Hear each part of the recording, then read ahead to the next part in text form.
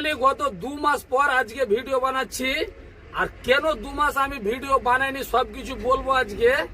তার আগে আমি বলি যে আজকে এখন বর্তমানে আমি আছি আসাম শ্রীরামপুর বর্ডারে। আমার সাথে একটা গাড়ি আছে, ভাইয়ের গাড়ি। আমরা দুটো গাড়ি একসাথে লোড করেছি খড়গপুর থেকে আপনার মানিপুর, ইম্ফলের মাল। ইম্ফল থেকে সামথিং কিছুটা আগে যাবে, দুটো গাড়ি একসাথে লোড করেছি। তো যাই হোক, আমি তো ভিডিও বানাই না, 2 মাস থেকে ভিডিও বানা বন্ধ হয়েছে, তার জন্য দেখাতে পারিনি। তো আমি রড লোড করেছি। আর আজকে আপনার সকালে 11টার দিকে আমি শ্রীরামপুর বর্ডার আমরা দুটোই গাড়ি এসে ঢুকলাম। কালকে সন্ধ্যা 7টা সাড়ে 7টা দিয়ে গাজল থেকে গাড়ি ছেড়েছিলাম। তো আজকে যা হোক এখানে এখন ঢুকে বাজার টাজার করে রান্না করছি। কালকে যেহেতু রোজা, তো কালকে থেকে তো আর দুপুরে রান্না হবে না। জানি না রোজা করতে পারবো কি পারবো না, তার কোনো গ্যারান্টি নাই, কেন যেহেতু গাড়িতে আছি। আর আজকে লাস্ট রান্না। তো এই ভাই রান্না করছে, কি রান্না করছো? এই তো মাংস রান্না হচ্ছে। মাংস কিসের মাংস আছে? এটা আছে দেশি চিকেন। দেশি চিকেনের মাংস, চিকেন রান্না করছে। যা হোক, এ ভাই রান্না করবে।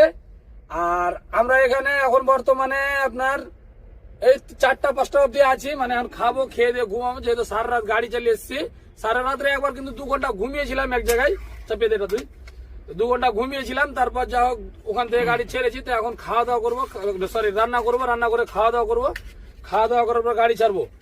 এখন আজকে রাত্রে 400 কিলোমিটার গাড়ি চালাবো, এটা টার্গেট আছে নাকি? 400 কিলোমিটার হলে তারপরের দিন ডিমাপুর ঢুকে যাবো। মানে এখনো আমাদের সফরে কত কিলোমিটার মতন বেঁচে আছে? মোটামুটি 1000।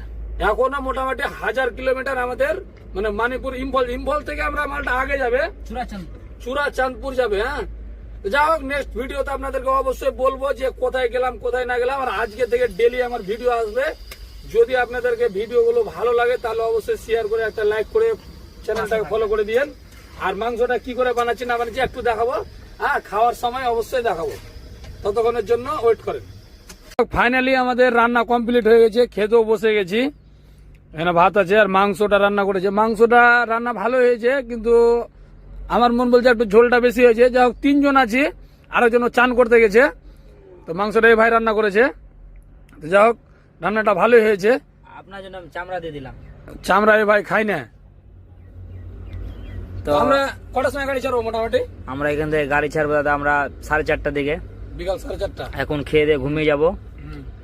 তো আপনি আবার খেয়ে বলেন তো খাবারটা রান্নাটা কেমন হয়েছে? খাবার দেখে ভালো লাগছে। না না, রান্না ব্যাপক। ঝাল হয়েছে নাকি? না, এরকম সত্যিকারের রিভিউটা দিবেন একদম। হালকা ঝাল হয়েছে, আমার জন্য ঝাল হয়েছে, বাকি অন্য কারোর জন্য ঠিক আছে। যাক চলবে। যাক দেখা যাক কি হয় নেক্সট ব্লগে।